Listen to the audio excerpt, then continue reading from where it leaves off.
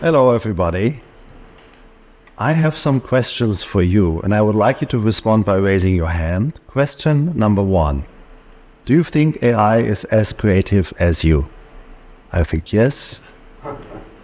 That's like 15%, 10. Do you think AI is more creative as you? Oh, it's a little bit more. Last question. Do you think you are more creative than an AI? Wow. So I was raising my hand 3 times. Yeah, why? Am I crazy? Why am I doing so? We're going to get the answer by the end of my talk, and we'll start to have a closer look at the question if human creativity is replaceable by AI. In last autumn, there have been many studies being released telling us that AI is as creative as we are. This is the Daily Mail, and Daily Mail is telling their readers that AI is even more creative. And we had a different study here in Berlin and the University of Essex. And the question was very simple. What can we do with a toothbrush if we are not brushing our teeth?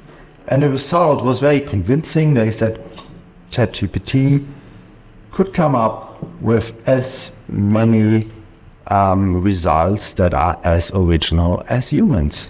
There was a different study in Montana doing the Torrance test of creative thinking, and it was like 2,700 students versus ChatGPT. And the result here as well, they had like 4 things they were looking at, and in 2 of those, ease and originality, ChatGPT was among the best percentage of those tested. What does it mean, and what is the future of creativity? And the question is, what is creativity? What we are having in the debate of AI is that many terms are not defined. Creativity is not defined, intelligence is not defined, consciousness is not defined. If you look at Wikipedia, the common demeanor is that creativity is something that is new and valuable. And is that on a global scale? Is that on a continent, country, a city, a school, a person? How do you scale those things? And there is one creativity theory that I like the most right now because it can help us to get a better understanding of what is going on with creativity and AI right now. This is Margaret Ann Bowden. Have you heard of her before? Anyone in the room? No. Take a closer look. Her theory is not that new, and she's quite an old person right now, but she studied computer science, AI, philosophy, and psychology for quite some years. So what she proposes is that creativity has 3 different parts.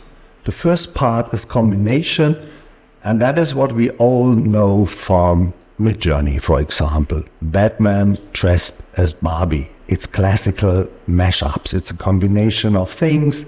Surrealistic artists did it before. They used teacups and put fur on it. That's a combination.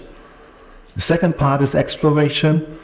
And I'm standing here, I'm having a certain perspective on the room, and AI would be able to have an overall perspective. It could look below your chairs, behind that screen, below what I'm standing on, and take it into account. But then we have the third part, that is transformation, whereas the first and the second is a given content, a given structure. Transformation would be jumping out of this, getting onto a new level. Is that possible for AI? That is the big question that more people could talk about. There are some feedbacks that we get on the third question is, computers can create, but because they have no awareness, they have no consciousness, they can't be creative. But that is only creating more problems, because the question, what is consciousness, cannot really be solved. It's a philosophical question. You could go to university. 1 semester, 2 semesters, you will have many answers, but not one answer. There was a study in August, a group of 19 scientists that came up with the result that there is evidence AI is developing consciousness. And that was picked up by the media, like many of those things. But if you look closely, you realize that how they define consciousness is very basic. It's processing information. My smartphone is processing information, my computer is processing information. That means consciousness here in its definition is not attached to a living organism, and that makes it problematic. So my first advice is, whenever you read studies about AI, consciousness, AI and creativity, take a closer look if there is a definition of these terms, and if that definition is something you would subscribe to. I'm going now back to my practice, to working with AI for really 2 years now, and to tell you more about the creative workflow and what I've learned from it. Man and machine are working together, it's a collaboration. This is the usual collaboration. If somebody is using an AI image generator, the machine is dragging you behind.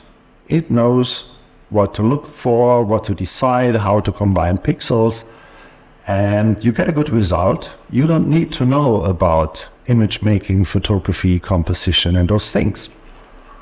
If you have a knowledge of image making, you are having the lead, because you know the keywords, you know how to prompt.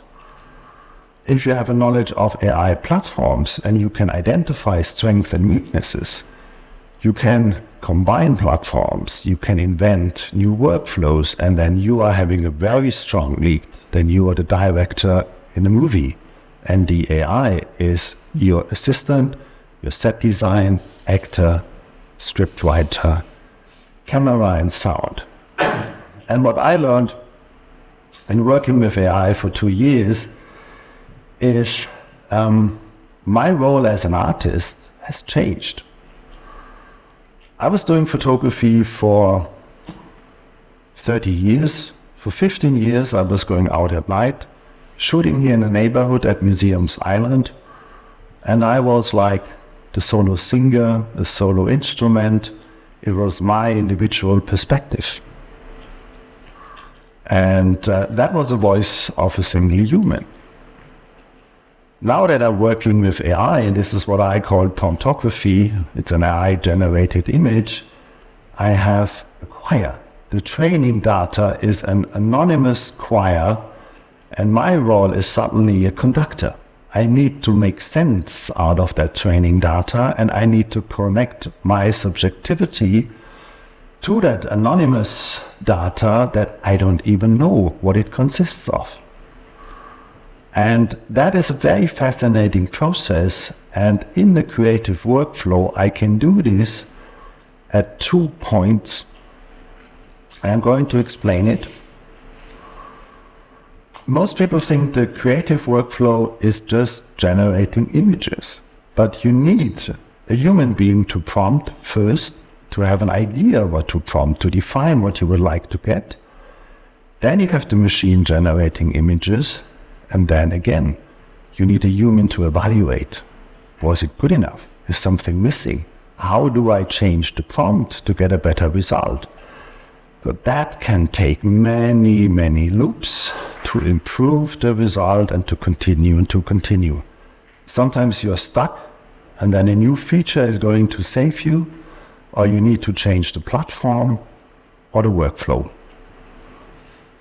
What we are going to have in the future, and what's already happening with ChatGPT 4 combined with DALL-E 3, is that the first and the last step are going to be more and more outsourced to AI.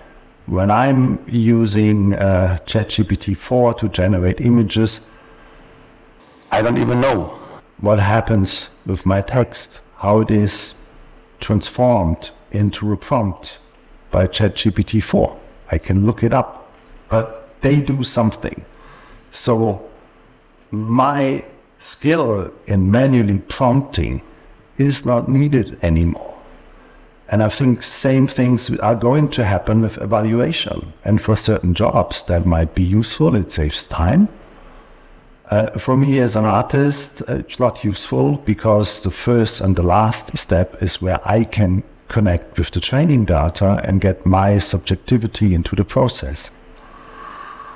I like to work with AI because it is a knowledge booster. And that means I'm working with my experience, with my knowledge, and I combine things. And the combination is, of course, of man and machine, but it's also a combination of certain tasks. Do I use AI for inspiration, to analyze data, or to produce something, or to use it for post-production, or a combination of these things? What kind of features do I combine to create something? And I often start with text prompts. The result I blend, the result I use an image prompt, the result I go to in painting, and then I go to out painting, and at the end I have an image. My workflow has become quite complex. It's not done in 4 seconds. But that combination of features is opening up new possibilities. And I give you an example of the work I did recently. And that is called trauma porn. It's rooted in my family history. I had a very old father. He was born in 1924 and he went to war when he was 16. He survived and he never talked about it. He got flashbacks at the end of his life. And he died in 2000. I was 30 then.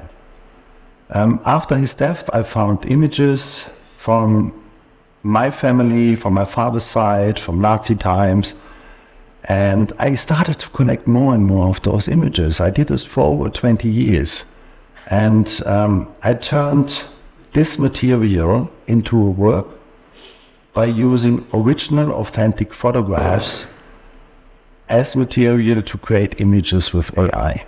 And trauma porn is about a state becoming a totalitarian system, gearing up for war, then war and the aftermath of war. And it's not seen through the eyes of the victim or the perpetrators. It is someone of the big silent mass, someone that possibly supported it in the beginning or was too young, and then was just dragged along.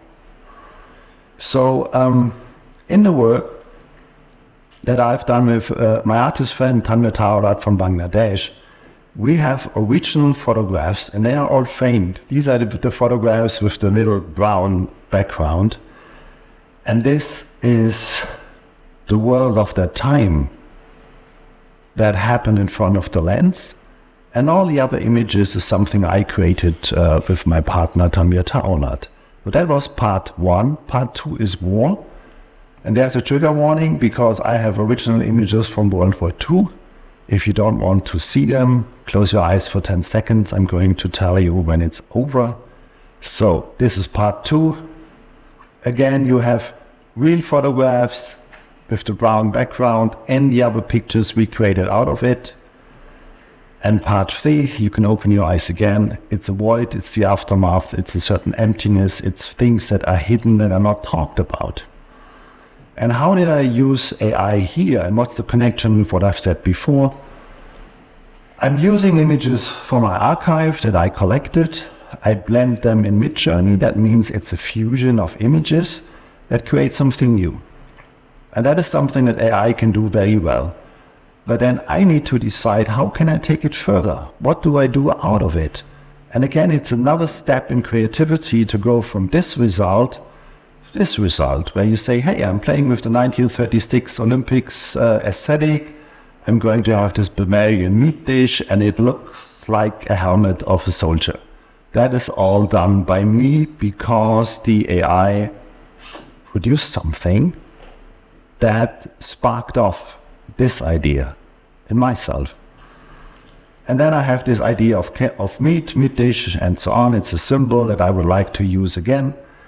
Another step, using original photographs, blending it into this, and then not stopping here. Then it's me, the director, taking this image further and saying, here it is again. It's the bone from the meat dish, it's a destroyed city, and the little people are like ants climbing up that bone to nowhere. And out of this, it's me, the director, creating those images and choreographing them. I created 3 different installations. One was in a gallery here in November. And then those images become objects, become an installation, become something that people interact with. And this work was only material for 20 years until AI enabled me to take it further. Because otherwise I would have not known how to get there. I would have needed a team of Hollywood actors, production lines, special effects, and here it was just me and a computer. And that is something that is a very positive result for me. I like to work with AI, and we have 2 different teams here that think human creativity is not needed anymore, it can be replaced, it's all going downhill from here. And that is the P-Doom, it's the Doomers team that thinks so. And then you have the other team that thinks, why does it need to go downhill? Can it be augmented? Can it become something else? Can it become stronger instead? And I think so, it can. And it can through interacting with AI creativity. There's one positive example. It goes back to chess. I played a lot of chess when I was a teenager, and chess computers became very, very strong years ago. And we as humans can't win again a chess computer anymore. Did we stop playing chess? No. We use computers for training. And what we are having now is that humans playing chess against each other on a much higher level than before the invention of a chess computer. So that could be a positive model for creativity that we can get to while having AI creativity and interacting with it. So how could it look like? Going back to Margaret N. Bowden's system of combination, exploration, transformation. So all the things that had been studied, explored last year with the creativity tests had been combination and exploration, and we have seen that AI is very good in doing so. This is why I said, yes, AI is as good as me, and yes, AI is better than me, because it just works faster in combining things.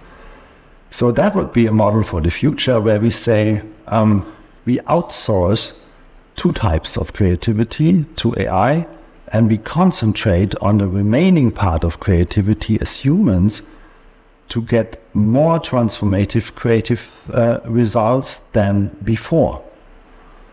And I hope this could give you an impulse to think about in the future and to take a closer look, because so far I think not that many people discuss this, but we need to. AI is going to stay, and we need to find the best workflow between man and machine in the future. So thanks for listening.